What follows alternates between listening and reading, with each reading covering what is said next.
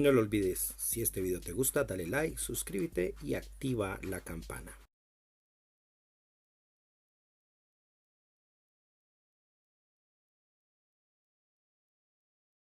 Sus mundos. Hoy vamos con un tema muy interesante, uno que a mí personalmente me gusta mucho y yo sé que a muchas personas en algún momento lo han tratado, lo han trabajado, lo han disertado, lo han comentado en el café, en la fila, en el baño, en cualquier lugar donde se les ocurra que puedan conversar consigo mismo, con los demás, con quien sea que se encuentren y que algún día se hayan preguntado sobre en realidad qué es esto en lo que vivimos, qué es la realidad. Vivimos en una realidad que es verdadera, que es auténtica, que es simulada, o cómo saberlo si es que esto es así. Hoy vamos a trabajar sobre si vivimos o no en una realidad simulada. Y eso implica preguntarnos muchas cosas que sin duda alguna van a crear otros interrogantes y van a crear otro tipo de preguntas, respuestas, ideas que vamos a comenzar a postular y que sin duda alguna uno puede arrastrar a lo largo de toda la historia humana.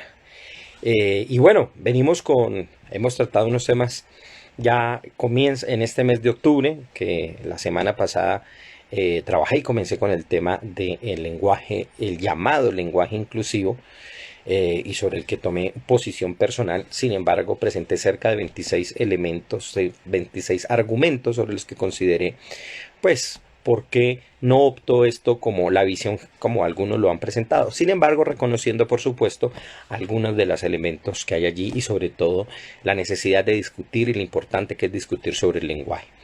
Y vamos la próxima semana con una entrevista bien interesante que a propósito voy saludando aquí aquí está, llegó mi hermano Felo, que llegó por acá, Ana María, y también mi invitada de la próxima semana, Cristabel López, con quien vamos a hablar algo bien interesante, ya que de paso me va a servir para introducir algo que ya les iré comentando, porque vamos a trabajar un poco sobre todo lo que tiene que ver con legislación, ideas de los pueblos, especialmente todo lo que pasa entre la Amazonía y los Andes colombianos, en torno a dos pueblos que están indagando sobre sí mismos, indagando sobre sus leyes y comenzando a hacer procesos de resistencia en América. Y pues por supuesto, un interés personal mío por ser antropólogo y ella también, aparte de ser una compañera de la universidad muy inteligente que ha desarrollado su tesis doctoral en un tema bien interesante que me gusta que la gente conozca.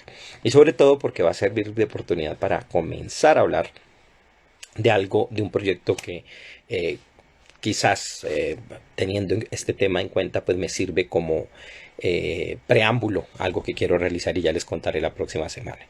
Y bueno, y la siguiente semana, aprovechando que viene, que estamos en el mes del terror, el Halloween, el año pasado no lo hice, pero dije esta vez no dejo de tocarlo, voy a trabajar un tema de terror. Este año ya habíamos trabajado con el tema de los fantasmas. Y esta vez no quise desaprovechar y voy a trabajar el tema de los seres estereomórficos, especialmente de un personaje que a mí siempre me encantó y es el de los hombres lobo, ya el de los licántropos. Y vamos a hablar un poco de eso y van a ver que hay cosas bien interesantes en las tradiciones humanas que podemos aprender muchísimo. Bueno, bienvenidos aquí a este espacio de Pablo y sus mundos y vamos a comenzar con este tema. Un tema que por supuesto tiene muchas aristas y que es difícil comenzar por dónde indagar. Yo de muchas maneras no sabía cómo tomarlo porque tenemos elementos en la ciencia ficción y dentro de ella las novelas, las películas, los cuentos, las historietas, por supuesto también la filosofía.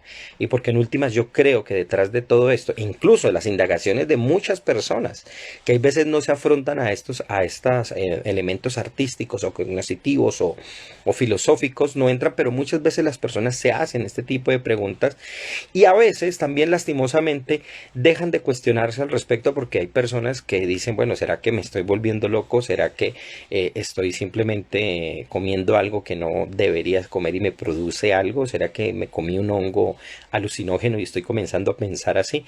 Entonces, no se trata de eso, se trata en realidad de que esto es una pregunta muy antigua, que ha tenido muchas facetas y que se ha envuelto en diferentes culturas y diferentes épocas de distintas maneras. Y por supuesto, se ha trabajado trabajado así en estas poblaciones, en estos grupos.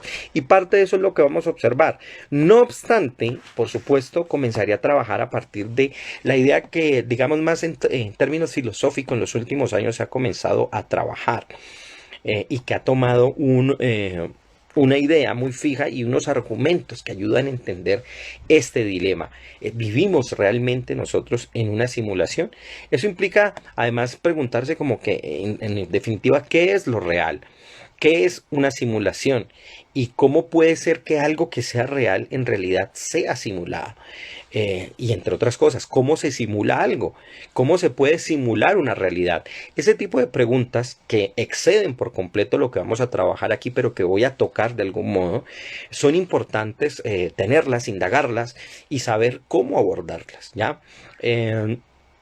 Porque digamos que cada época ha presentado una manera de cómo hacerlo y de cómo trabajar esto. Esto entonces, con este preámbulo, inicio por lo tanto este tema y comienzo la indagación. Porque va a haber mucho contenido aquí y si vienen de pronto por visiones facilistas o elementales de esto, no va a ser tan sencillo y va a haber muchos elementos filosóficos en lo que voy a comentar. Que por supuesto intentaré presentarlo de una manera mucho más, si no amable, por lo menos una manera en que podamos todos coordinar una idea y yo presentarla de una manera adecuada para poder entender esto tan interesante que nos han planteado y que por supuesto han aprovechado en términos de la ciencia ficción. Sin duda alguna, todos recuerdan esto sobre todo por películas, ¿no? Tipo Matrix, Abre los Ojos, Avalon, Dark City, que es una película muy poco conocida, pero que recomiendo bastante, una de 1998, de Alex Proyas, una película excelente. La llamada escalera de Jacob, que acá tuvo otro nombre, no recuerdo cómo se tradujo. También Inception, que dedica mucho el tiempo a los sueños. Saludos a Isaac, que estás entrando por acá. The Nines, Total Recall, una película fascinante de 1982 que se llama Tron y que tuvo una secuela también, y una muy popular por supuesto, The Truman Show de 1998, protagonizada por Jim Carrey, y por supuesto toda la serie de Matrix del año 1999 y 2003, que ya lo mencionó, que ya lo mencioné, por parte de las hermanas Wachowski. Bueno, el punto es que en poder abordar esto, incluso quienes trabajaron cinematográficamente esto, en realidad tuvieron que abordar muchos autores y muchas cosas, desde las ciencias físicas hasta las ciencias sociales. Recuerdo hace muchos años leí un ensayo donde se comentaba que los actores de Matrix, para poder hacer uno de los parte del contrato y parte de eso, es que tenían que leer a ciertos autores de ciertas obras, especialmente a Castaneda y a Jean Baudrillard en las ciencias sociales, y tenían que ir atando como ciertos cabos para entender en qué mundo iban a estar ellos y cómo se iba a hacer la película y desde dónde tenían que pensar a estos personajes. Entonces, lo que se llama aquí la simulación, en términos técnicos se conoce como la hipótesis de simulación. También se le llama el argumento de simulación o simplemente el simulismo. ¿Y qué es lo que dice básicamente? Tal como la palabra lo expresa, pues es simplemente pensar o afirmar hipotéticamente, pero para algunos incluso puede decirse que fue hasta una verdad fáctica, empírica, real como tal. Y ahí viene lo paradójico de todo esto, pues la realidad es simplemente una simulación. De la cual los afectados, a los que se le llama al simulante o los simulantes, básicamente no están conscientes de que están allí. Y lo interesante es que esto, como les decía, ha tomado un matiz filosófico actual, pero se desarrolló en términos modernos a partir de esa hipótesis que toma René Descartes y que le llamó el Dios maligno. Pero atención, lo interesante aquí es que ese nombre se lo diera Descartes y que comenzara él, ojo que él es el padre del dualismo moderno, y le llamara así, siendo que hay un antecedente de esto en los gnósticos. Los gnósticos, o más bien, ¿cómo decirlo? Los muchos cultos gnósticos que existieron en el Mediterráneo, aproximadamente entre el siglo I y el siglo II de la era, tenían una idea que básicamente decían o afirmaban que, y esto va a ser muy importante en esto que voy a comentar aquí, ellos afirmaban que el Dios creador de este mundo en realidad había creado un mundo ficticio, una ficción, y el mundo material no era sino una sombra de un mundo mucho más grande y más auténtico y verdadero, y que por lo tanto todo lo que había aquí, sin duda no podían ellos hablar de una simulación, pero era un tipo de ilusión, muy a la manera, ya hablaré de ello, de el Maya de el Vedanta Advaita, que es una doctrina, la doctrina no dualista precisamente del hinduismo, que ya comentaré algunos detalles más. Bueno, un saludo a quienes van entrando, a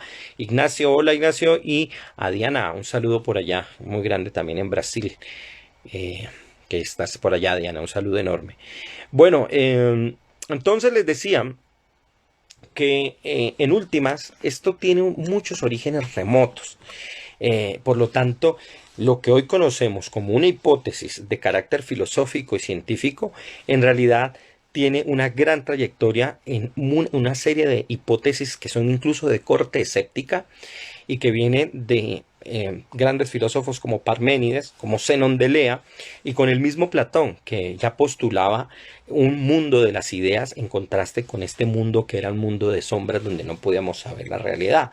Y por supuesto está esta cueva donde nosotros estamos, digamos, sin conocer, sin saber sobre qué es lo que está pasando por fuera de ella y de esta realidad, y cómo escapar y cómo salir de esta cueva, pues no lo planteaba Platón para poder observar el mundo tal como es. Algunos lo veían en su momento como una metáfora del racionalismo, de cómo salimos de esa oscuridad a partir del racionalismo, mientras que otros lo vieron como efectivamente una explicación de un conocimiento metafísico al cual Platón estaba aludiendo. Pero a su vez, todo esto tiene otros antecedentes que están muy enraizados con algo que incluso algunos científicos modernos, especialmente autores conocidísimos como Steven Pinker, básicamente piensan que es una forma de prejuicio que tenemos, un prejuicio dualista, donde nosotros constantemente tenemos una división que incluso en el lenguaje marcamos entre el cuerpo y la mente.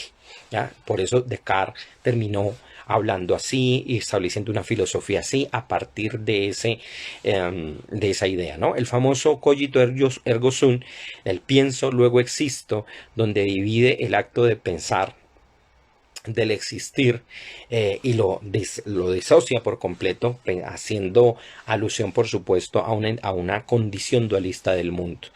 Y por supuesto esto también va a tener una incidencia muy fuerte con muchas de las afirmaciones de grandes filósofos que van a aparecer después, especialmente aquellos de corte positivista que enfatizan la necesidad de, si bien por un lado aceptar un materialismo, aquellos que son positivistas e idealistas a la vez, hay algunos casos de esos filósofos, por supuesto, dislocar por completo las funciones de el pensamiento, la realidad, o también, por supuesto, también del cuerpo y de la mente.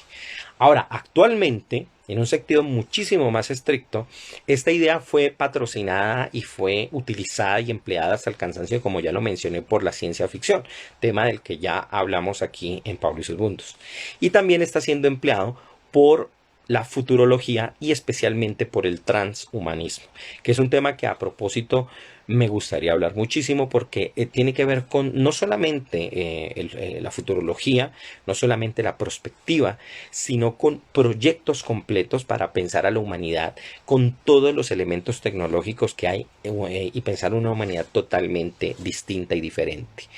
Y en ese sentido, quizás el trabajo más importante que hay en la actualidad y más reconocido es el del filósofo Nick Bostrom, que ha desarrollado una serie de argumentos que él postula que nos hacen pensar de que efectivamente nosotros estamos viviendo dentro de una simulación. Y esto, pues, en un sentido no nos debe asustar, ¿no? Porque algunos dirán, ¿será que esto es cierto? ¿Será que vivimos en una simulación? Y entre otras, a quienes van llegando y a quienes han llegado, ¿ustedes qué piensan? ¿Vivimos en una simulación?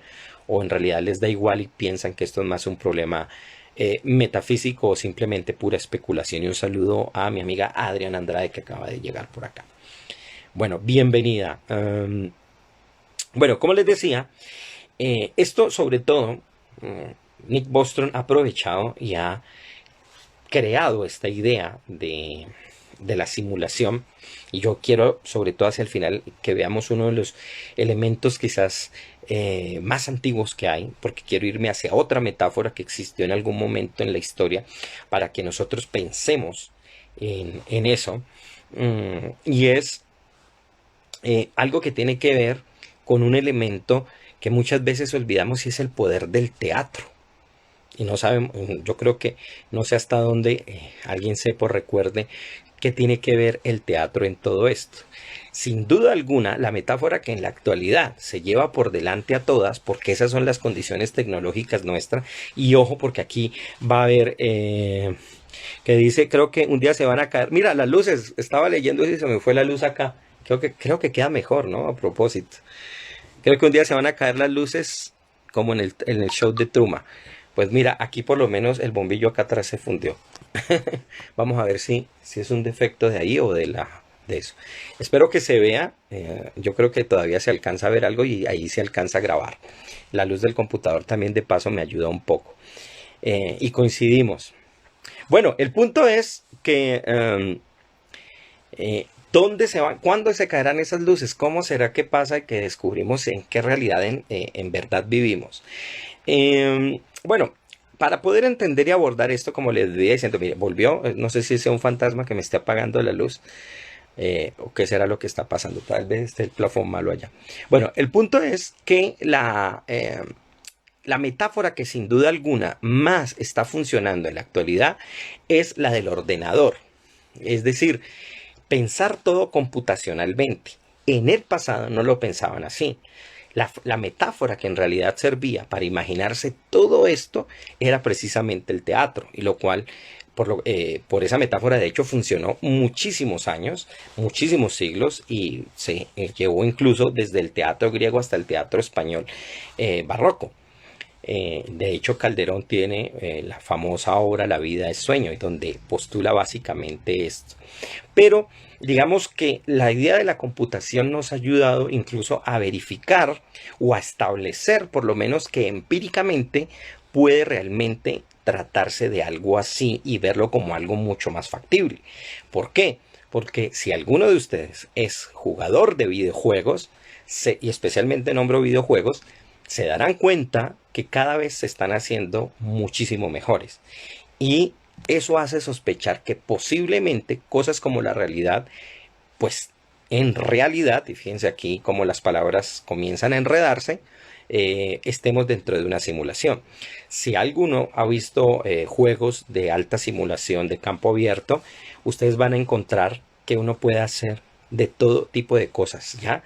Pero no solamente de todo tipo de cosas, sino que el paisaje, las situaciones, los eventos son extremadamente realistas. Aunque claro, yo me he dado cuenta que no hay ningún juego todavía que sea tan realista que en verdad nos pongan a pagar cuentas dentro de ellos y nos pongan a hacer fila en los bancos y nos pongan a comprar y hacer sacar plata de los cajeros como tal. Juegos como Grand Theft Auto, uno suele hacer cosas que no se hacen en la vida real propiamente. Me parece que serían más realistas si uno en últimas terminara haciendo actividades totalmente aburridas. Pero bueno, el punto es que el ordenador ha servido para eso, porque en realidad a través del cómputo, a través de códigos, a través de establecer, digamos, patrones y algoritmos, podemos crear mundos completos y por lo tanto simularlos. Por eso el concepto también tiene que ver con, o está configurado, o más bien, ¿cómo decirlo? Está es contiguo, es cercano al de la realidad virtual, que es algo que tecnológicamente hemos alcanzado. Sin embargo, se llega a escapar de esta porque la realidad que se supone que se está haciendo o de la cual hacemos parte es sumamente compleja y hasta el día de hoy ningún sistema de simulación de realidad virtual puede suplir todos los actos de la cotidianidad. Sin embargo, esto no impide que comencemos a sospechar sobre el hecho de que vivamos en una realidad netamente virtual. Eh, Dice por acá, Diana, dice, Foz de Iguazú parece una ciudad simulacro, no la conozco, habría que buscarla. Y Ana, ¿te están saboteando la simulación? Sí, parece ser que no les interesa que del tema, seguramente son los poderosos reptilianos que están por aquí y no quieren que yo dé a conocer esta gran información que les quitará a todos, los despertará a la realidad. Entonces, hay tres preguntas que nosotros, bien interesantes de orden ético, praxeológico y metafísico, que nosotros nos podemos hacer aquí. Y que en realidad de fondo nos está cuestionando esto. La primera de ellas es que si es posible decir si estamos en realidad en una simulación. Es decir, si nosotros estamos en una simulación, ¿cómo vamos a descubrir que estamos dentro de ella? ¿De qué manera vamos a resolver ese problema? Sería muy difícil porque si estamos simulados, ¿cómo vamos a descubrir que estamos dentro de ella? Es más, ¿cómo reaccionamos a esa simulación y nos damos cuenta que efectivamente estamos atrapados dentro de una? La otra pregunta es que, ¿cómo vamos a diferenciar entre una realidad simulada, esto es de orden netamente práctico, y una realidad real? Es decir, si estoy en una simulación, ¿qué me hace saber que cuando despiertes otra realidad sé que es la verdadera y no es otra simulación? Y lo peor, que esto podría llevarnos al mareo, es que en últimas, podría postularse ad infinitum este tipo de cosas, hasta que logre en algún momento llegarse a una realidad total por mero cansancio. De hecho, esto es una forma inversa o por lo menos similar a una forma de razonamiento que le decía alguien una vez cuando postulaba las famosas cadenas de dominio, hablando de teorías de conspiración, donde alguien postula a una serie de familias que dominen el mundo económico de todo el planeta, pero a su vez estas sean dominadas por otras entidades. Entonces, estos los dominan los Illuminati y los Illuminati son dominados por los reptilianos, pero ¿quién me dice a mí que los reptilianos no sean dominados por otros y estos por otros y estos por otros? Como efectivamente algunos han llegado incluso a postular incluso en una actividad ya que raya en la locura, porque no hay forma de cómo parar eso. La otra pregunta que hay que hacerse en este caso es que, y que en últimas es la que a mí me interesa más, y es cómo deberíamos comportarnos si en realidad vivimos en una realidad simulada. Es decir, si vivimos en una realidad simulada, ¿qué vamos a cambiar? ¿Cómo vamos a transformar las cosas? ¿Podemos transformarlas y tener incidencia real sobre eso? ¿Cuál es el poder de uno como simulante o como simulado, perdón, ser un actor de cambio y de transformación de esa realidad? Eso sería algo interesante de saber. Yo qué puedo hacer, qué cambios y transformaciones puedo hacer de tal manera que en realidad al descubrir que vivo en una realidad de tipo simulada, en realidad puedo cambiar mi comportamiento. Recuerdo una vez que tenía entre comillas, debate con alguien en estos debates de redes sociales, donde una persona me decía que él creía que este universo material era malo y era negativo, porque un Dios malo y negativo lo había creado. Entonces mi pregunta que le hacía era, entonces, ¿usted qué come? Me imagino que manzanas no puede comer porque son materiales y son, por supuesto, provenientes de un universo material maligno. La persona, por supuesto, no contestó porque pues no tiene forma de poder decir frente a eso qué hacer. O sea, ¿qué hace frente a eso? ¿Qué come? ¿Aire? Incluso el mismo aire sería producto de ese dios maligno. Ahora bien, esto se complica aún más, porque viene un problema. Si hablamos de la simulación desde el concepto del ordenador, no he hablado desde el teatro, que yo quiero, especialmente si alcanzamos y tenemos tiempo, dejarlo hacia el final, hay que pensar que la simulación, o quienes se han dedicado a pensar esto, lo cual parece una maraña de ideas y de cosas bastante extrañas, han postulado diferentes tipos de simulación. No todas son la misma, y de hecho la ciencia ficción y los libros nos han dado varias versiones de ella. Hay una primera tipo de simulación que se llama la de interfaz ordenador-cerebro. Hay una segunda llamada de gente virtual. Una tercera y es la simulación de tipo de migración. Y la cuarta es una mezcla de las tres anteriores que establece y dice en realidad las tres anteriores, todas estas tres, la de interfaz, la de la gente virtual y la de la migración, pues pueden convivir. La primera de ellas, que es la de interfaz ordenador-cerebro, que incluso tiene los argumentos más, digamos, formativos, más básicos, más axiomáticos, que nos permiten fundar o entender el resto, dice básicamente así. En el interfaz ordenador-cerebro se considera que cada visión de la realidad simulada podría ser a la vez un esquema dentro de cada simulación. Y en ese sentido, todas las posibles simulaciones que se den allí podrían ser posibles en la medida en que esta simulación general es la madre de todas. Esto es bastante extraño, pero se puede entender de la siguiente manera. Y quizás algunos se hayan dado cuenta que en la película Matrix evidentemente no la están presentando así. De hecho, en este tipo de simulación es la que se basa la película Matrix. Entonces, el primer postulado de este tipo es el siguiente, y es que cada participante dentro que está o que va a entrar más bien en esta relación ordenador-cerebro, en realidad entra a la simulación como un elemento externo, se conecta a él, conecta a su cerebro, es decir, y comienza el ordenador, el computador, a suministrarle la simulación. Es decir, por eso se genera un estado de interfaz. No es que la simulación exista, sino que se entra a esa simulación y la simulación comienza a operar una vez se establezca el contacto. En la segunda etapa, que es básicamente el segundo axioma, el ordenador le transfiere los datos sensoriales, interpretando los deseos y las acciones que aquel que entra allí comience a dar como respuesta. Hace poco estaba viendo una serie que básicamente, una serie de los años 80 de anime, que básicamente inicia por allí, y por supuesto de esto o en este tipo de series se basó Matrix, y es la de la superagente Cobra, donde Cobra recupera parte de la vida entrando a un sistema de simulación que le devuelve parte del pasado de lo que él hizo, y él recobra por supuesto todo su pasado así, que lo había olvidado o que adrede había hecho olvidar. En el tercer momento, en esta forma de simulación, los participantes comienzan a interactuar con ese mundo simulado y comienzan a generar un acto de retroalimentación con él, constante, un flujo constante de retroalimentación.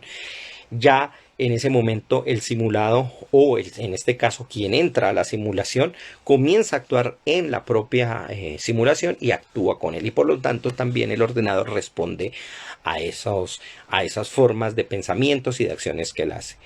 En el cuarto momento, el participante puede incluso recibir un reajuste para llegar incluso a olvidar temporalmente que está dentro de un mundo virtual y evite hacer el hecho de traspasar esa idea y olvidar por supuesto de dónde vino. Esta misma idea que se expresa en términos computacionales, en términos de ordenadores hoy, es lo que básicamente nosotros podríamos encontrar en el platonismo, en la cábala y en el gnosticismo, cuando se hablaba del descenso del alma al mundo. Ya el alma venía de un estado puro, de un mundo superior, y simplemente se traspasaba, entraba al mundo material, y en la medida en que entraba al mundo material iba olvidando el mundo del que venía, y por supuesto se desconectaba por completo y entraba a este estado que no se le llamaba de simulación en ese momento, sino que se le llamaba el estado material o el estado de ilusión, como dirían el mundo indostánico, ¿no? El estado de Maya. Y en el quinto momento, desde la posición de la interfaz ordenador-cerebro, se considera que mientras tanto la conciencia, o sea, ese estado de la conciencia dentro de la simulación, los participantes comienzan a representarse o a ser representados no con el cuerpo mismo que está en el exterior, que es conectado pero que no entra en sí mismo, sino que es la conciencia la que entra y es representado dentro de la simulación por un avatar, por una suerte idealizada o la que le toque en suerte de escoger en apariencia a este participante. Sin duda alguna, esto también tiene que ver con otro elemento que también fue muy popular, especialmente en los años 2000, o por lo menos que yo lo conocí durante esa primera década del año 2000, que son los juegos de rol. ¿Ya? Porque ya hay quien asume qué papel va a tomar y basándose en esos elementos, pues participa y comienza a jugar y toma una idea de un papel. Pero bueno, esa es una de las maneras de entender este tipo de realidad simulada. Hay otro modelo y es el de la llamada gente virtual. Para entenderlo, en realidad, hay que verlo desde la otra cara, este primero. Y en realidad no es pensar a alguien que se conecta a esa realidad, sino que alguien que nace desde esa realidad simulada y que va a despertar a que es una simulación. ¿Ya? Es decir, en el primer momento, que esto también tiene sus etapas, hay un habitante nativo de ese mundo simulado o que sale allí, que podríamos decir es programado o surge como resultado de una combinación de códigos. O de algoritmos o de dígitos o lo que sea. Es decir, nace desde dentro de ese mundo. Estos, en este caso del de gente virtual, ellos no tienen un correspondiente empírico exterior a la simulación. No como en el primer caso, donde la persona se conecta. Y miren que hago este gesto porque ese es el de no solo el de Matrix, sino el de Ghost in the Shell. Donde la persona se conecta y entra al mundo virtual. En este caso no habría un cuerpo externo que se conecte, sino que ellos, por supuesto, al no tener esa realidad externa, sería una entidad sin cuerpo, completamente simulada, que entre otras cosas los antiguos ya tenían formas de hablar de este tipo de seres que no alcanzaron a tener corporalidad, fantasmas, entidades y otro tipo de seres de este tipo, no nacidos, por ejemplo. El caso es que ellos tendrían su propio nivel de conciencia que estaría anclada, por supuesto, a toda la lógica que está al interior de la simulación y por lo tanto se regirían a su propia física. Por eso vemos a saltar a un Mario Bros. Tan alto y nosotros no sabemos si él pudiera, entre otras cosas. Yo creo que ese es el futuro de los videojuegos, como alguna vez lo dije aquí. Yo creo que el paso no es que entremos a los videojuegos, sino sacarlos a ellos, a nuestro mundo, y ya no solamente como no estoy hablando como realidad aumentada, sino que interactúen ya. Yo creo que en algún futuro se puede dar este tipo de cosas y ya comiencen a actuar bajo sus propias condiciones físicas, o si se tendrían que someter, que más o menos eso es lo que han postulado algunas películas tan fascinantes como ¿Quién mató a Roger Rabbit?, donde muchos de los, digamos, caricaturas viven o conviven con nosotros.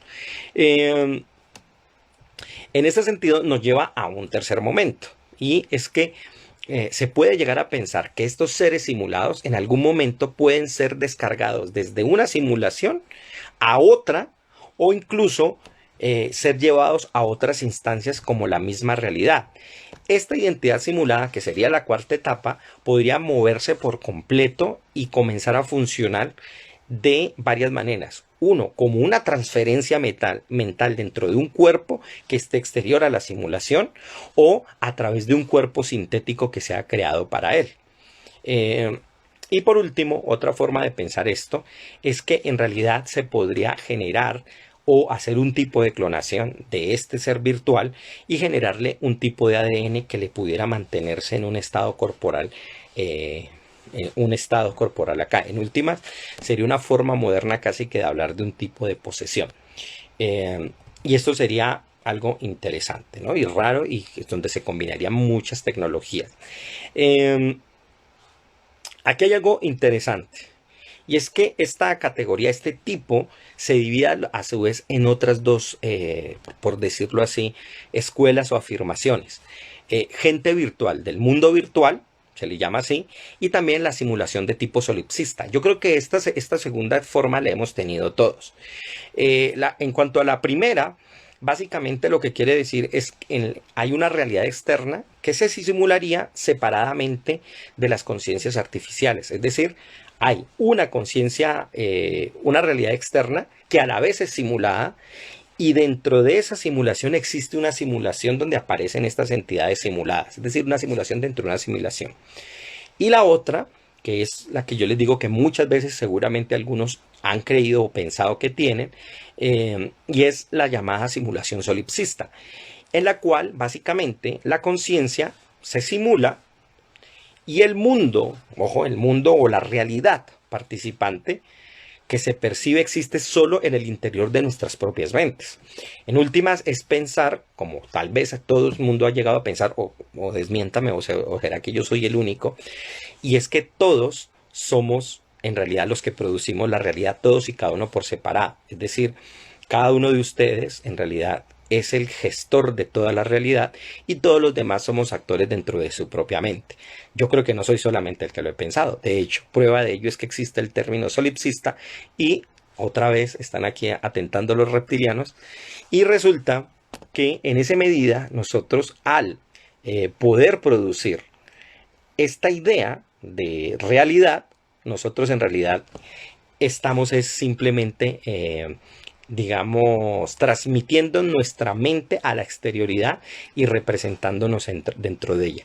En ese sentido, todos y cada cual, entre todos, seríamos simplemente actores de nuestra propia simulación. Bueno, dice Diana, me pregunto si el pueblo de YouTube tiene acceso a estas lives. ¿Las está subiendo, Pablo? Esto es oro para internet. Pues lo voy a subir después a YouTube. Entonces allí estará también en YouTube todo este tipo de información. Claro, somos los gestores de nuestra propia realidad. Ahora, hay una cosa interesante, y eso es clarísimo, ¿no? Y hay algo que tenemos que pensar, y es el acto ya actual propio de ahora que estamos haciendo, entre comillas, en simultáneo. Cuando yo hablo, yo a mí mismo me escucho y a la vez me estoy viendo. Y me estoy viendo de una manera simulada. Yo me muevo aquí la cabecita y me veo que se mueve allí también. Pero el Pablo que ustedes están viendo es la simulación de un celular que ustedes están viendo allí. Y lo interesante es que de acuerdo a la cantidad de gente que me vea, pues yo estoy siendo representado en cada una de esas cosas. Ahora bien, por supuesto, lo que llega a representar el celular no es la totalidad mía, pero sí es parte o una expresión mía que llega a través de la luz, que se transporta por todos estos códigos y por todos los integrados que tienen, todos los elementos técnicos que tiene el celular, y toda la maravilla que es el internet. Y en últimas, como yo suelo decir, para no darle más vueltas a todo esto, por la magia, simplemente porque esto es magia y ya es brujería, entonces llega a las otras partes donde ustedes se encuentren. Y esto es una simulación, ¿ya? O sea, lo que ustedes ven es la simulación de lo que yo supongo que soy real. Y esto es lo interesante. Pero bueno, no me voy a enredar más la cabeza por el momento, porque hay que enredársela con otra cosa. Y es con la simulación de tipo emigración, que sería la tercera que les nombré. Y consiste básicamente en 4 momentos, en 4 ideas. Por último veremos el de la mezcla. ¿Y en qué consiste esto? Y es que en esta simulación de migración ocurre algo similar a la primera. El participante en realidad ingresa desde la realidad exterior, igual que en la interfaz, igual que en la primera, en la interfaz cerebro-ordenador, pero lo hace a través de un grado muchísimo más alto. ¿Cómo lo hace? ¿Cómo lo hace? Aquí llega lo más interesante, y es que en realidad este simulante o este simulado puede comenzar a utilizar una gran cantidad de variedad de objetos, de métodos hipotéticos, y participar en esa realidad simulada a partir de una transferencia de corte mental. Transferirse temporalmente, generar procesos mentales mucho más complejos, incluso de orden vital. Es decir, no solamente transferir su conciencia, sino emigrar por completo a esa realidad. Un poco entender que esa otra realidad nos afectaría incluso de manera física. Ahora bien, tanto es así que cuando termina la simulación, la mente de este participante comienza o puede ser restaurada cuando esto se va a volver a reiniciar una vez más con las nuevas memorias y comenzar a tener toda la experiencia que adquirió en esa simulación. Ojo, porque esto puede sonar muy novedoso, pero en realidad no lo es. Cuando los hindúes hablaban de los pralayas y el Mahapralaya, es decir, la gran disolución, ellos decían que el universo se destruía después de ciclos de millones de ciclos de destrucción. Hay un estado llamado el Mahapralaya, la gran destrucción, donde todo se reabsorbía y cuando volvía a reiniciar, había un estado de como un stand-by que por un momentáneo que duraba, también tenía una duración, pero cuando se terminaba, volvía a haber otro suerte de reflujo, otra salida del universo y muchas de las almas quedaban o habían asumido el estado kármico previo y por supuesto volvían a aparecer en la infinidad de vidas que iban a volver a tener, sumándose a la serie de encadenamientos kármicos que ya tenían y por supuesto, ojo porque el karma no solamente implica lo malo y las maldiciones, implica también lo bueno y las capacidades que la persona vaya a tener. Por eso en el mundo indostánico hay personas que pueden reencarnar en dioses y eso sería un karma bueno porque hace que él tuviera la capacidad de tener unas condiciones superiores que le permitirían ciertas capacidades y ciertas cosas. Pero no olvidemos que en el mundo, especialmente en la visión vedántica ya última de los Vedas, los dioses son simplemente parte del flujo y del reflujo del universo y son simplemente seres que también son dependientes y que en algún momento, aunque duren millones de años, en últimas van a desaparecer. Y en ese sentido, pues esto no es nuevo. Sin embargo, fue abordado en dos películas que recomiendo muchísimo. Una de ellas es Neuromante, que es interesantísima, y otra no muy conocida, que salió un año antes de Matrix y que Matrix eclipsó, que es la fantástica película El Piso 13. Lo que pasa es que puede ser un poco aburrida a veces, pero en realidad tiene unos argumentos bastante refinados. Dice Ana, bueno, podemos empezar por algo muy básico. El ojo toma la imagen al revés y es el cerebro el que lo pone al derecho. Sí, efectivamente, eso ya es bastante complejo. ¿Cómo es eso que lo toma al revés? O sea, nosotros estamos al revés. No, no es así, pero lo interesante es que el ojo comienza por transformar. Y eso es un elemento, es decir, nuestros propios sentidos ya son totalmente engañados por lo que está, por la forma en que ellos toman la información. Hay un cuarto momento dentro de este tipo de simulación que es la del llamado de migración y es que la persona que está dentro de este estado de simulación que ha adquirido capacidades, así como en Matrix, que ellos van sumando condiciones, quiero aprender a manejar helicóptero y le descargan esa información y ya queda aprendido para siempre. En este mundo, esa simulación o ese estado simulado puede habitar por completo en el usuario, es decir, se recuerda y ese mundo simulado incluso puede transformarse, cambiar y comenzar a trabajar de manera creciente. Entonces, en ese sentido, esta hipótesis de migración es muy chistosa, es muy interesante además, porque así como el migrante va aprendiendo de los lugares que va, en este caso, la persona va sumando experiencias y por supuesto va haciendo que cada vez más vaya teniendo más virtudes. Esto vuelve una vez más, no es nada nuevo. En últimas, podríamos recordar la famosa historia, cuando hablamos de las almas gemelas, un poco comentamos eso, la famosa narrativa que hay en torno a las llamadas almas viejas, almas que han pasado muchísimas vidas a lo largo de muchísimos milenios y que van recopilando información y la van sumando a su experiencia. ¿Ya? Y bueno, por lo último llegaría la simulación de tipo mezcla y es una simulación que incluiría las otras tres, las previas, pero le aumentaría un elemento más. Y es el siguiente, y es que en esa mezcla el factor interesante es que tiene, y aquí va a aparecer un elemento importante que es el que ya les dije que quería enunciar, y es el de la actuación. Porque efectivamente ya aquí no solamente se entra a la simulación, sino que quien entra a la simulación actúa en ella.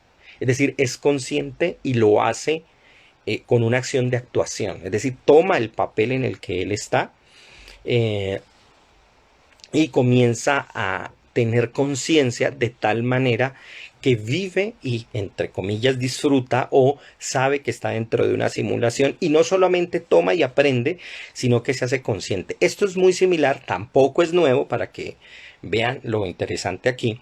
Y esto es lo que en el mundo búdico llaman los bodhisattvas, es decir, personas que han pasado por, no solo son almas viejas, sino que además al recopilar mucha información, pueden tener un conocimiento muy amplio de cómo funciona este mundo, cómo funciona la realidad, el estado kármico, el samsara, como quieran llamarle, el mundo material, y pueden incluso con ese conocimiento ayudar a abrir un camino a otras personas para que salgan de ese estado en el que se encuentran, sumidos en esa realidad del maya, de la materialidad o del mundo del ordenador. Usted todavía está en un ordenador. Salga de eso, hermano, y dése cuenta que usted no es solamente un código. Cada etapa, cada época tiene su lenguaje de cómo expresar esa verdad que es subyacente. Entonces, en ese sentido, este es bastante interesante, pero como vemos una vez más, no es para nada algo nuevo. Podemos trazar muchas líneas filosóficas, religiosas, espiritualistas que están detrás de este tipo de argumentos. Eso es para que, como siempre, le hagan caso al Eclesiastés. No hay nada nuevo debajo del sol. Y ni siquiera, por más científico que escuche algo, cuando entra a hablar de algo filosófico, tiene y va a tener un argumento previo en el orden de estas cosas del mundo, ¿no? Sea filosofía o sea religión. Bueno, hasta aquí he expresado algunos tipos, ojo, algunos tipos de modelos de lo que se cree que es el mundo simulado, tal como está presentado desde la perspectiva o desde casi la metáfora de los ordenadores, la metáfora de los computadores, que me parece a mí, hay veces se nos olvida y abusamos mucho de eso. A veces, como también abusamos de lo que yo llamo en ciencia se sufre a veces de esas metáforas, y ahorita estamos en la moda del cerebrismo, ¿no? Todo lo vemos bajo el foco del cerebro. El universo, un gran cerebro. Cuando el universo puede ser que tenga fractálicamente, lo podamos observar así, pero no necesariamente quiere decir que sea un gran cerebro. Lo que pasa es que el cerebro nos sirve como modelo, o tal vez, y aquí es donde viene lo interesante, el cerebro es una réplica de cómo es el universo, porque son ecos, así como y son ecos que se producen en pequeño. Ahora en la tarde estaba con mi hijo en un examen para los ojitos de él, y él le estaba mostrando cómo es ciertas partes del ojo, y él vio unas manchas ahí, dijo, se parecen unos árboles, porque yo le dije, eso es como un fractal. Y me dijo, ¿cómo así? Entonces le expliqué más o menos de qué se trata, y es porque efectivamente todas las formas básicas del mundo, las formas geométricas, se replican unas a otras, y de ahí que los antiguos, que no eran tontos, pues por supuesto hicieron lo que se llamaba la geometría sagrada. Pero bueno, hasta aquí hemos presentado ideas, pero no hemos presentado argumentos.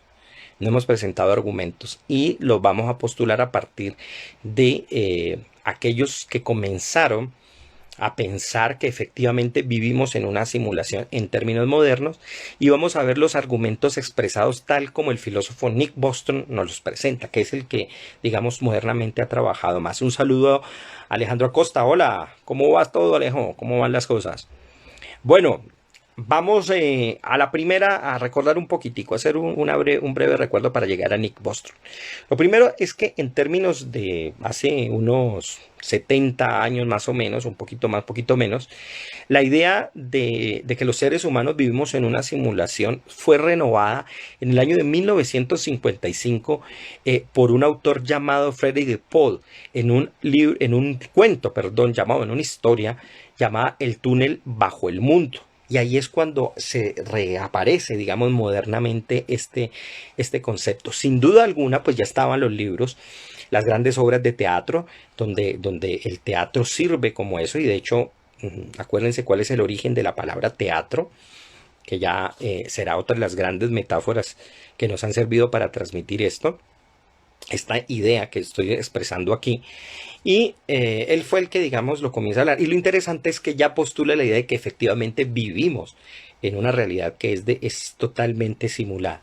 Sin embargo, fue otro autor, y lo interesante es que fue un roboticista que ya, roboticista, perdón, que lo postuló de una manera más ordenada, llamado Hans Maravek, y él comienza a escribir una cosa interesante, ¿no? Y comienza a hablar en varios de sus libros, en varios de los libros que él tiene, y él postula que los humanos en realidad podíamos haber recreado el pasado nuestro a través de una simulación muy avanzada. Y esa simulación avanzada fue hecha, ya estaríamos en un futuro muy avanzado y en realidad el pasado, que seríamos nosotros, es el correr de esa simulación. Quisieron simular su propio pasado y ese pasado somos nosotros mismos. Esto lo escribió en un libro, lo interesante es que lo escribió en un libro de divulgación científica llamado My Children, The Future of Robot and Human Intelligence de 1988.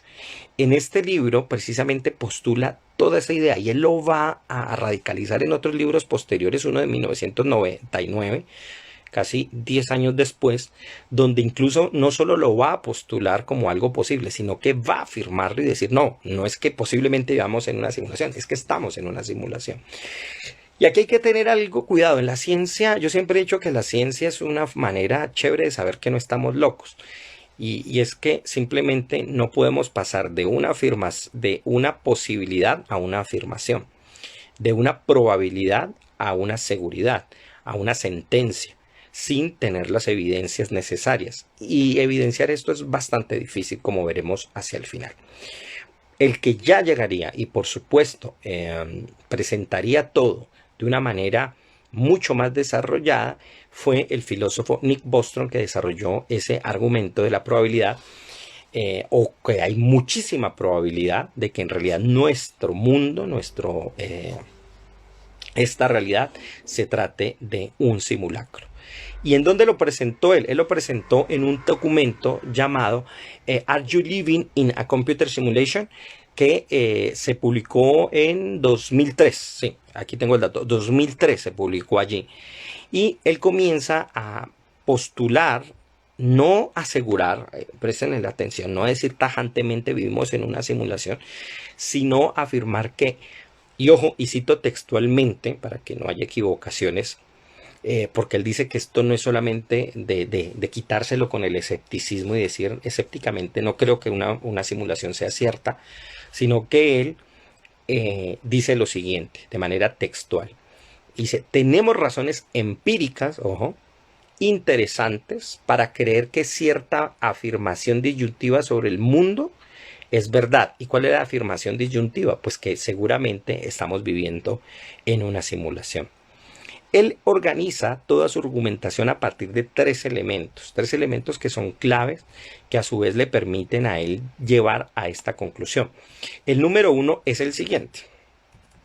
Yo por ahí incluso tengo el documento, cualquiera que me escriba, el que tenga el dato mío en WhatsApp se lo puedo enviar, o si no que me escriba aquí y yo le hago llegar el documento. Creo que tengo el texto por ahí. Hace muchos años lo vi, lo leí. Y básicamente pues propone esto que les voy a enumerar. Lo primero es que él postula, basándose un poco en el argumento de Moravec, es que es posible que una civilización pueda llegar en algún momento a crear una simulación de computación, de computadora totalmente avanzada, que llegue a generar ella misma individuos con una inteligencia no solo artificial, sino consciente completamente, para ser consciente de que está dentro de una simulación. Han habido varios personas, diseñadores de inteligencia artificial que han querido generar eso. Es muy complejo, por supuesto, pero que quieren crear ese estado de conciencia donde reaccionen sobre sí mismo y puedan decir soy una invención, soy una simulación, o estoy dentro de un mundo que está contenido otro mundo superior que sigue otras normas y otras reglas. Es decir, que en ese sentido, de alguna manera podemos hacerlo. Algo muy parecido es el llamado juego de la vida, que recuerdo que lo pueden buscar para que se den cuenta cómo funciona. Es un programa de una manera muy sencilla y que sigue sus propias leyes una vez usted lo ha disparado. Lo siguiente que él postula es que esa civilización, con seguridad o probablemente, podría ejecutar muchísimas de esas simulaciones por diversos motivos, sean esta diversión, sea por investigación, para probar, para ver qué. Y ojo, porque aquí hay algo bastante interesante y tiene que ver mucho con una palabra que va a resonar muchísimo en este tema. Y yo creo que va a ser la más importante. Y es una palabra que los eh, videntes de la India entendieron muy bien. Y es el lila. ¿El lila qué es? Es el juego. El juego es la forma en que nosotros incluso de niños simulamos las cosas. Y a los niños, y uno de niños le encanta simularlas a través de objetos. Con mi hijo, yo sé que todo padre lo hace en algún momento, tienen juguetes y nos gusta jugar que simulamos un mundo y que ellos están siendo manipulados, pero que no son conscientes de esa mano que los mueve y les hace tener ciertas acciones. Entonces, para el mundo indostánico es claro, la divinidad juega con nosotros, pero ese juego no quiere decir que sea malo y que sea algo negativo, que sea algo que vaya en contra de los que están siendo jugados, sino que en realidad es una manera de introducirse a ese mundo. De hecho, de ahí viene el concepto del avatar. El avatar es cuando el dios encuentra el juego tan divertido que en realidad él quiere estar dentro de él. ¿Ya? Por eso nosotros incluso estamos haciendo videojuegos que sean así, porque son tan divertidos los videojuegos que ya quiero entrar yo ahí y comenzar a hacer un avatar, pero no solamente quiero ser un avatar, quiero yo estar yo mismo allí en mi propio cuerpo, que es lo que ya habían pensado en los avatares de Vishnu, ¿no? Que ya lo pueden ver en el capítulo aquí del Bhagavad Gita que le dediqué a eso. La tercera instancia, dice Nick Bostrom, es que este individuo simulado dentro de la simulación o quien está dentro, o un individuo simulado que está dentro de ella, no necesariamente tendría que saber que está dentro de una simulación. Y en ese sentido podría vivir ese mundo simulado como un mundo real. Y por supuesto no haría que esa pregunta surgiera. ¿Vivo yo en un mundo real? ¿Este mundo es simulado? Esto lleva a las tres siguientes cosas. Un saludo, Dani, que vas entrando. Esto nos llevaría a las siguientes cosas según Nick Bostrom. Nos lleva a esto. Y es que aceptar, si uno acepta al menos cualquiera de estas tres tesis, la 1, la 2 o la 3, que por lo menos son algo posibles,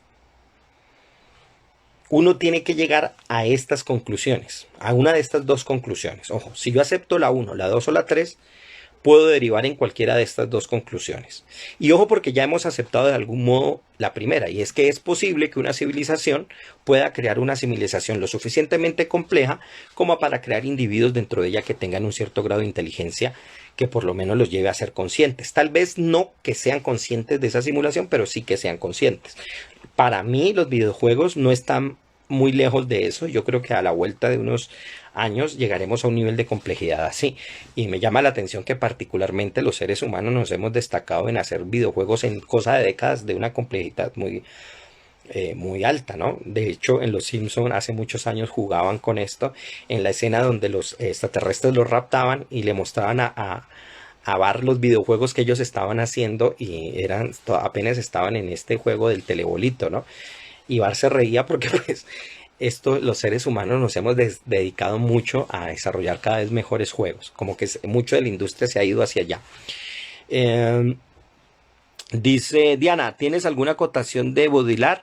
Las Wachowski también lo estudiaron a él para crear Matrix, además al Neuromante de Gibson. Sí, eso estaba comentando precisamente al principio, que una de las condiciones que pusieron las Wachowski, lo comenté aquí, era que uno de los autores que tenían que leer sí o sí era, por supuesto, a Baudrillard y también a Carlos Castaneda. Victoria, que acabas de llegar, te mando un saludo. Mira que te estoy mandando la manito. Instagram no me deja. ¿Qué le pasa a Instagram? Estoy saludando a Vicky. Entonces, dice Nick Bostrom que hay dos cosas, dos posibilidades. Si uno acepta cualquiera de las tres. Y la primera es la siguiente. Y es que es una pregunta. Y es, ¿somos realmente esa civilización que desarrolla esa simulación de inteligencia artificial, y que a su vez estamos dentro de ella, pero porque somos el pasado de esa que se está simulando. Eso uno. Y la segunda es, dice Bostrom, ojo porque es una o la otra, ¿no? Somos una de las muchas o miles de millones de simulaciones que se han ejecutado. Es decir, porque en una de las postulaciones dice que esa civilización puede haber ejecutado una simulación o muchísimas. Y atención con lo siguiente, uno diría, pero es que es una. En realidad no es una. De hecho, películas como esta del mundo, siempre se me olvida, la del mundo, que la gente entra y que son videojuegos todos. eh, esta... Yo me he puesto a pensar muchas veces que en realidad los seres humanos, yo le llamo a este universo, le llamo un universo universo semilla, y es que dentro de nosotros hay muchos universos posibles, y esos universos posibles son las propias fantasías que nosotros creamos y que en algún momento podrán gestarse como universos propios. De hecho, los cómics, los videojuegos, las narrativas tienen su propio universo. Si uno se entra al Señor de los Anillos, es un universo en propiedad, o sea, tiene sus cosas, su orden, su lenguaje, sus planetas, sus dioses y sus demonios. Y si uno entra a Mario Bros es lo mismo. O si uno entra de hecho, dentro de esos universos se descubren multiuniversos. La Marvel ha aprovechado muchísimo esa idea y por supuesto bifurca de una manera increíble eso. Y aquí vuelve precisamente uno de mis autores favoritos, que quizás es con los que primero uno se introduce a este tipo de especulaciones, y es con el libro, con dos cuentos especialmente, El Jardín de los Senderos, que se bifurca, que si bien nos habla de otro tema, que es el de los mundos paralelos, pero el otro es de las ruinas circulares de Jorge Luis Borges, que tiene un argumento interesante básicamente basándose en esto y un poco en las afirmaciones de los gnósticos. Hola Dani, y también saluda, dice que mi mamá la tengo. Hola Martica, estás por allá con Dani, qué bueno, un saludo enorme. Entonces, estas son las cosas a las que Nick Bostrom nos lleva a pensar.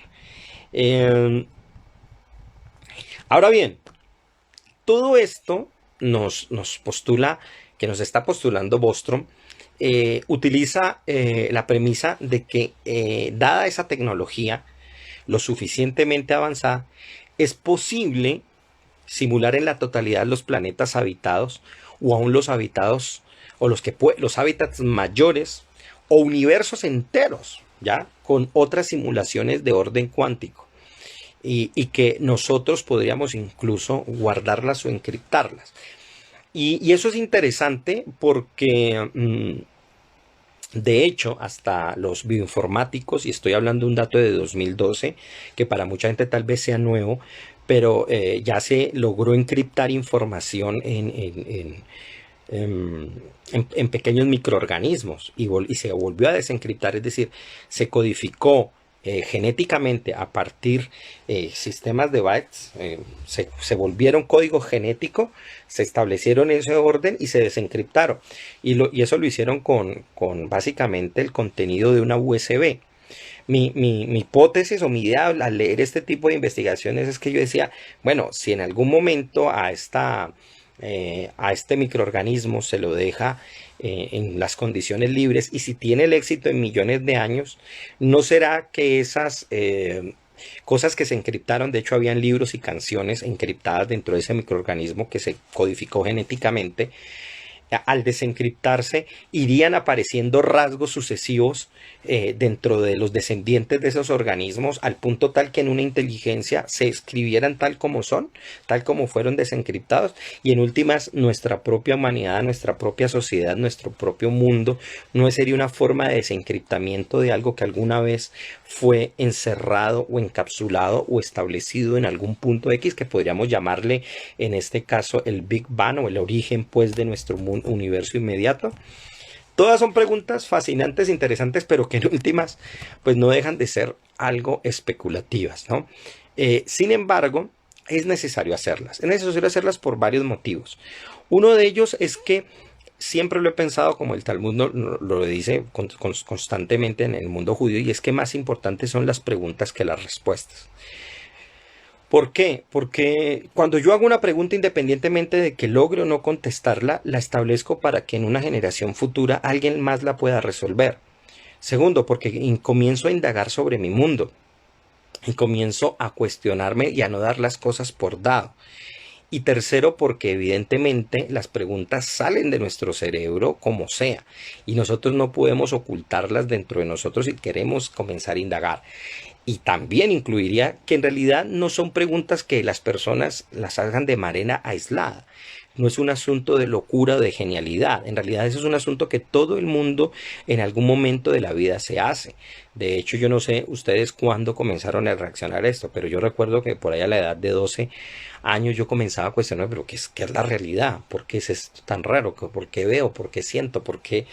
¿De dónde venimos? Ese tipo de preguntas todo el mundo en algún momento se las hace. Y lo importante es ayudar a crear posibilidades para que otras personas busquen posibles respuestas e indaguen en lo que otros han hecho. No para volverlos religiones, no para volverlos un culto, pero sí para saber que otras personas tienen alternativas o han generado cosas para pensar. Por supuesto, en el camino muchas personas han hecho lo que yo dije, cosas, religiones, cultos, todo esto, y se han estancado y han resuelto la pregunta de una manera total y absoluta, de tal manera que por supuesto, eviten la posterior indagación. Entonces, lo interesante es que Nick Bostrom aquí lo ordenó de tal manera que nos pone incluso a cuestionarnos, ¿será que los seres humanos podemos llegar a alcanzar ese nivel tecnológico o de hecho ya lo alcanzamos y simplemente somos el resultado de ese alcance? ¿Y qué estaríamos nosotros conociendo a partir de afirmar una cosa como esa? Es decir, si descubrimos que efectivamente, y eso me parece que es lo más importante de esa pregunta, si somos parte de una simulación, pues ¿qué hacemos? Digamos que a raíz de este envío hubiéramos descubierto que somos parte de una simulación. Bueno, ¿y qué van a hacer? ¿Van a dejar de cepillarse por eso? ¿Van a dejar de comer por eso? ¿O simplemente van a tirar todo y decir, no, ya descubrí la absoluta verdad? No, creo que no. Lo importante aquí es que eh, sería una oportunidad más bien para aprender a crecer dentro de esa propia realidad. Es como en el caso de los sueños lúcidos, y por eso, entre otras, todo esto tiene que ver con todo lo que ya he trabajado en otras veces, porque estamos hablando de la realidad misma. Y es que en el sueño lúcido, cuando uno se da cuenta que está soñando, no quiere salir del sueño, al contrario, quiere aprovechar el sueño y comenzar a trabajar dentro de él. Sin embargo, la misma película Matrix nos dice, listo, Neo, te estás divirtiendo mucho, haces cosas muy prodigiosas, pero el hecho no es que te quedes aquí. Que dice, Diana, dile a la gente de las luces que no me la paguen más. No sé esto cuánto puede se volver. Ah, sí, los descubrimos. Son los reptilianos, son los pececianos, como les digo yo. No solo hay reptilianos, sino pececianos. Eh, Ahora bien, entonces dice Nick Bostrom, si somos esa civilización, hay otros tres momentos, otras tres posibilidades, dice Nick Bostrom. Y es probable que ejecutemos un número muy grande de las llamadas simulaciones de ancestros para estudiar nuestro pasado. Eso sería muy interesante, ¿verdad? De hecho, de algún modo, esto es muy poco conocido, pero a través de simulaciones, arquitectos, arqueólogos, antropólogos, historiadores han querido aprovechar y redescubrir instancias del pasado para intentar entender un poco mejor cómo se vivía y cómo se veía el mundo, especialmente en el ámbito arquitectónico. Y va muy bien por esa línea. Lo segundo que nos dice Nick Bostrom es que siguiendo esa línea de pensamiento, muchas de esas simulaciones también ejecuten a su vez subsimulaciones, más o menos como lo que les estaba diciendo. Y lo tercero que nos lleva a esto, ya sería imposible decir exactamente, dado la posibilidad de que vivamos en un número vastísimo de simulaciones, en realidad nosotros en cuál de esas simulaciones estamos y saber exactamente cuál es el universo originalmente cierto. Entonces, dado esa posibilidad que hay, la pregunta sería, ¿qué necesidad en últimas hay de indagar si usted se va a traumatizar con esto? O sea, ante todo no se traumaticen con esto, ni comiencen a pensar en yo en qué realidad vivo. En realidad vive esta realidad y vive este mundo y vive esta simulación, sea real o no. Por eso lo que más importante me parece de aquí detrás de todo esto es la pregunta de carácter ético. Vea, Diana, los invocaste y otras me volvieron a apagar la luz. Entonces, lo interesante aquí, lo interesante detrás de todo esto es que todos nosotros, más allá de cómo sea y cómo pensemos esa realidad, ¿qué es lo que estamos haciendo? Hoy estaba en una discusión en un tema tratándolo con alguien y la gente, con varias personas, en un chat en vivo de un tema y todas las personas andaban preocupadas por el escenario apocalíptico que podía crear esa idea que se estaba planteando en ese foro.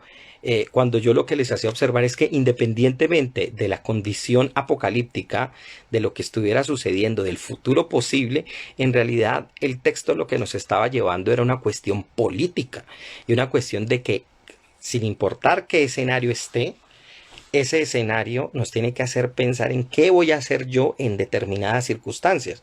Lo mismo pasa con las películas. Cuando yo veo muchas de las películas, siempre me planteo, ¿qué papel sería el mío? ¿Yo qué haría allí? Yo siempre he dicho, si nos tocara un mundo como el de Mad Max, yo sería uno de los primeros muertos, yo creo, porque ¿qué haría yo? Contarles historias para entretenerlos. Yo creo que ante el hambre, la sed y las ganas de desplazarse a lugares más seguros no haría mucho papel. O sea, como antropólogo no tendría mucho futuro. O quién sabe, tal vez mi conocimiento sobre religiones y sobre el comportamiento humano me podría ayudar a manipular a muchísima gente. No lo sabemos. Todo depende de las circunstancias en las que estemos. Y yo creo que a través del cine, a través de las películas, nosotros nos hemos postulado los mundos posibles. Y también podemos generar nuevos mundos a los que tal vez podamos llegar a recrear. Y aquí es donde viene lo que yo quería darles. Lo que yo quería generar para ya comenzar a ir hacia la recta final de este programa del que he hablado todo este tema. Por lo que les dije, esto no es nuevo, ¿ya? Esto no es un asunto de la tecnología, esto es una intuición que los seres humanos hemos tenido a lo largo de siglos y simplemente renovamos. Es simplemente otro traje nuevo del emperador. ¿Ya? ¿Qué dice acá? Diana dice, cuando estudiaba Cábala en Convené Baruch yo comencé a percibir la realidad completamente diferente, pero no pude soportarlo. Tal vez estudiaré Cábala de nuevo cuando cumpla 50 años. Pues Hashem, sí, efectivamente, y en el tema de la Cábala, cuando vimos el tema de la Kabbalah aquí, ya pueden ver el video en YouTube. Eso tiene la Kabbalah y es que te enseña a percibir los estados en que te encuentras y vas viendo los grados de... Yo lo simulo mucho como un dial de radio, ¿no? A entonar y hay veces hacer esos cambios no son fáciles para muchas personas. Entonces puede llegar a ser molesto. Por eso la Kabbalah tiene que estudiarse bajo ciertas condiciones muy, muy especiales. Porque digamos que es una forma de saber que hay diferentes tonalidades y cómo se vive en eso dentro de la propia realidad, no solo la música, no solo lo que vemos, pero quiero llegar precisamente a ese punto. Bueno, entonces Matrix, el mundo como simulación, WandaVision, todo eso es nuevo, nada que ver. Todo, como yo se los he dicho, en realidad es una idea que se ha venido trabajando durante mucho tiempo, llámese virtualidad, llámese simulación. Estos son conceptos nuevos que a partir de nuevas tecnologías nosotros comenzamos a comprender intuiciones muy antiguas, pero esto ya estaba nocionalmente con lo que nosotros conocíamos como el llamado teatrum mundi, ¿no? El mundo como teatro. El mundo como una simulación, en este caso de teatro, no tecnológica, atención, porque lo estoy tomando de la metáfora antigua, porque no olvidemos que el teatro en sus orígenes no era una cuestión social, no era una cuestión de ver solamente cosas interesantes, bonitas, llamativas, sino que era una visión divina que se tenía sobre un acontecimiento ritual importante que era un acto de los dioses que se debía representar. Eso lo podemos encontrar en los libros de Platón, lo podemos encontrar en varios de los autores clásicos. Y por ejemplo, quizás uno de los ejemplos bien interesantes es parte de este poema de Epicteto en la obra Equiridión o Manual, que en la traducción de Quevedo dice lo siguiente, y que traigo aquí a colación porque me parece que concentra mucho de lo que yo quiero decir. Mire lo que dice él: no olvides que es comedia nuestra vida y teatro de farsa el mundo todo, que muda el aparato por instantes y que todos en él somos farsantes. Acuérdate que Dios, de esta comedia de argumento tan grande y tan difuso, es autor, que la hizo y la compuso. Al que le dio papel breve, solo le tocó hacerle como debe, y al que se lo dio largo, solo el hacerlo bien dejó a su cargo. Si te mandó que hicieses la persona de un pobre o un esclavo, de un rey o un tullido, haz el papel que Dios te ha repartido, pues solo está a tu cuenta hacer con perfección el personaje, en obras, en acciones, en lenguaje. Que al repartir los dichos y papeles, la representación, o mucha o poca, solo el autor de la comedia toca.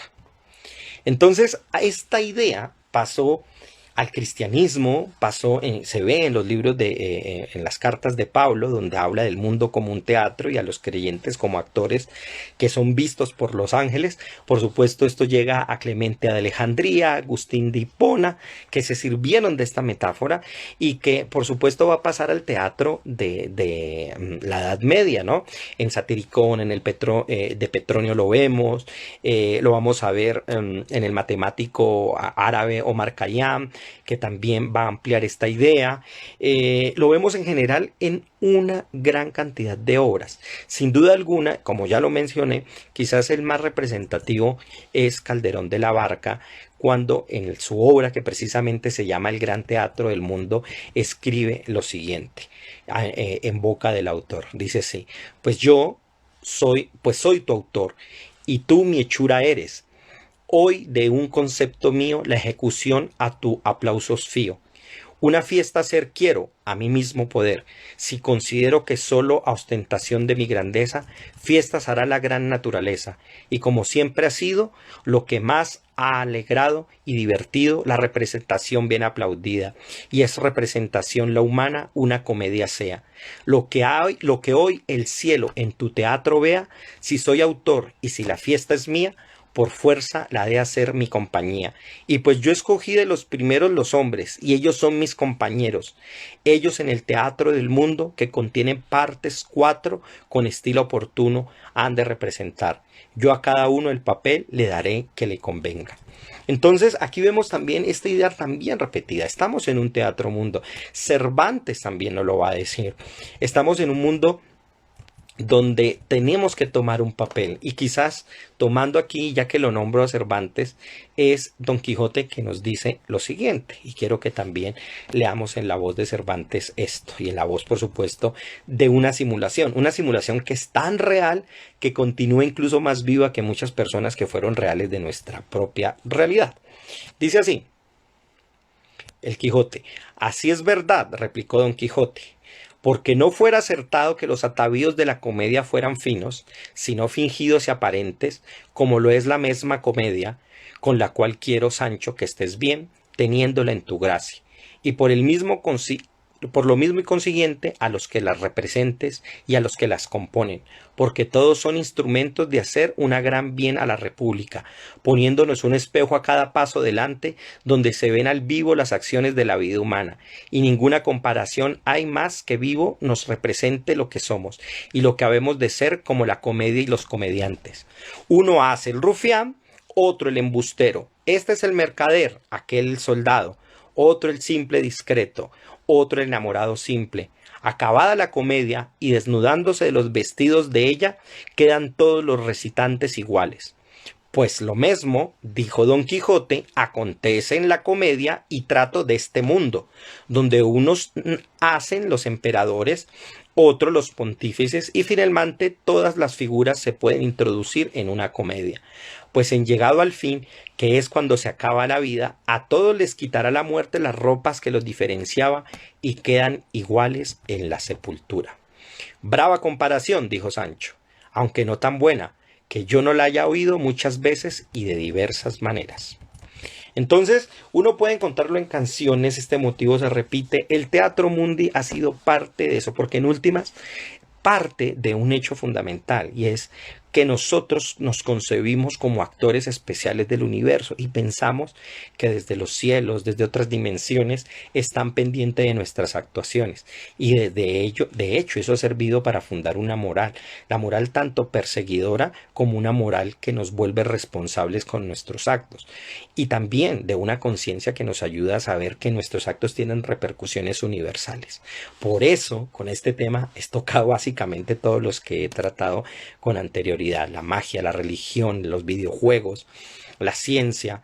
Todo esto toca la realidad porque ahí está, porque está. Y aún así, si es simulada, como yo les digo, o si es real, ¿qué podemos nosotros hacer si en últimas somos actores? Pero sí, hay algo que, contradiciéndome aparentemente con lo que dije, hay algo que podemos hacer. ¿Qué significa la palabra teatro? La palabra teatro viene de la palabra griega que significa lugar para el espectáculo público. También se le puede traducir como salón de auditorio. Y por lo tanto, de esa manera se consideraba básicamente un espectáculo. Pero tiene un elemento más interesante, y es que viene de la palabra theomai en griego, que significa contemplar, considerar, ser espectador de alguien. Lo interesante es que tiene un elemento casi, elemento teofórico, y es el de teo o tea, que significa la visión, ¿ya? Por ejemplo, la palabra teorizos es la que nos permite tener la idea de la teoría. La teoría es básicamente una visión amplia, profunda, y en ese sentido era la visión divina que podía abarcarlo todo. Cuando una persona va al teatro, es un espectador de la obra, pero a la vez también es participante, porque sin él no lo presencia, no hay obra. Por supuesto, podrían estar los actores solos, pero si no hay un actor, si el actor está solo, no hay quien contemple la totalidad del trabajo, o sea, la obra completa. Y el vidente, al ser el espectador, es vidente de algo que está aconteciendo. Y aquí quiero llevarme a hacer un traspaso, casi que podríamos decir en términos de lo que vimos en los tipos de simulación, hacer una migración, y en este caso de un factor simulado que son las palabras. Y es traducir el concepto de teatro a cómo se conoció en la antigüedad el teatro. Y de hecho, atención, en el mundo bíblico, la palabra teatro se tradujo por lo que nosotros conocemos por visión, que en hebreo es mahasé. Y a la vez el mahasé en términos modernos, el del hebreo moderno, es teatro.